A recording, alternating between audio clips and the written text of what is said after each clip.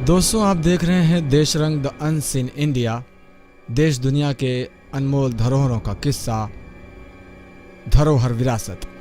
दोस्तों, इस कड़ी में हम जानेंगे नेपाल में स्थित भगवान भोलेनाथ के चमत्कारिक मंदिर पशुपतिनाथ के बारे में।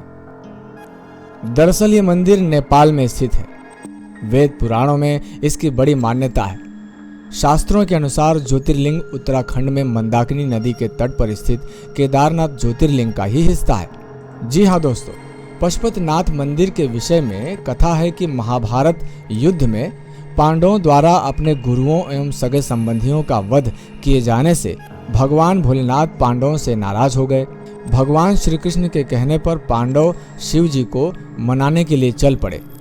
गुप्त काशी में पांडवों को देखकर भगवान शिव वहां से विलीन हो गए और उस स्थान पर पहुंच गए जहां पर वर्तमान में केदारनाथ मंदिर स्थित है।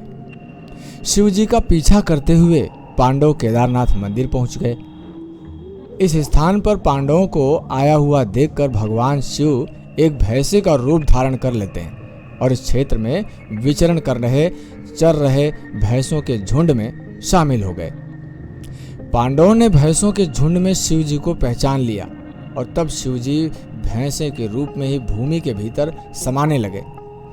जैसे ही पांडवों ने देखा कि भगवान शिव भैंसे का रूप धारण करके यहाँ से भूमि के भीतर समा करके निकल रहे हैं, तुरंत भीम ने भैंसे को कसकर पकड़ लिया।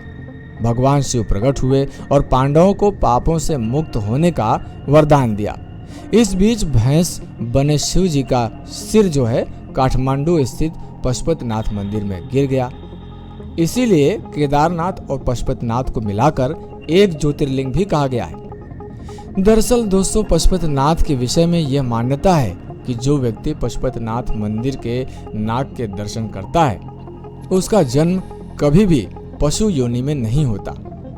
जनश्रुति में किंवदंतियों में यह भी कहा गया है कि इस मंदिर में दर्शन के लिए जाते समय भक्तों को मंदिर के बाहर स्थित नंदी का प्रथम दर्शन अनिवार्यतः करना पड़ता है। जो व्यक्ति पहले नंदी का दर्शन करता है बाद में शिवलिंग का दर्शन करता है उसे अगले जन्म में पशु योनि में जन्म नहीं मिलता।